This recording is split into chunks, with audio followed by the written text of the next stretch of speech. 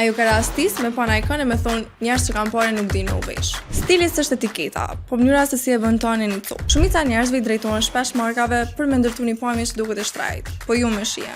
Logot e mëdha që e mbulojnë Kate Bluesen, ai të tregu stil apo inventar dyqanit. Në vendin e Billboard në gjoks, zëvendësoni ato me logo minimale edhe të qeta, ose të edhe të kuqe. Edhe janë timeless, edhe kombinohen ma poster. E tash po kërkohet diçka që ka ma shumë identitet. E sot po i shekrit me Pleasures, Represent edhe Kunto. Pleasures, për shembull, është ma edgy, është ma eksperimentale.